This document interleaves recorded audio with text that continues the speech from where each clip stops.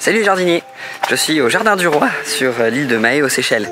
Je voulais vous présenter une plante que vous connaissez forcément, c'est le poivre. Le poivre, c'est cette fausse liane de la famille des Piperacées, ou son nom scientifique c'est Piper nigrum, en hommage en fait à Pierre Poivre, l'administrateur français qui a introduit beaucoup d'épices dans le monde français au XVIIIe siècle, à partir de l'île Maurice, à partir de l'île de la Réunion et ici aux Seychelles.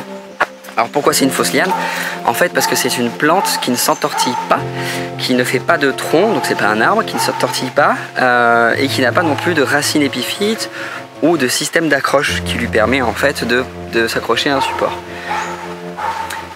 Le fruit du poivre, comme ici, c'est une petite grappe.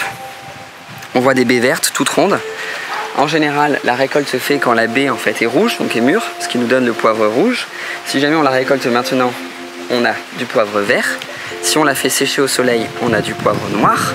Et si ensuite on la met dans l'eau, ça permet d'enlever la petite peau qui protège la baie et on obtient le poivre blanc. Donc pour avoir le poivre gris, c'est assez facile, on mélange en fait le poivre noir et le poivre blanc. Il faut savoir que le poivre est largement utilisé maintenant dans le monde entier. Et en plus, des études ont prouvé qu'il a des propriétés anti-inflammatoires et antifongiques. Il peut d'ailleurs aussi être utilisé en homéopathie. Vous voyez là autour de moi, il y en a vraiment beaucoup. Et si jamais vous récoltez, comme je viens de faire, une petite baie de poivre et que vous la mangez, vous allez très vite sentir que c'est du poivre parce que ça pique bien. Allez les jardiniers, faites aussi des expériences culinaires. A plus!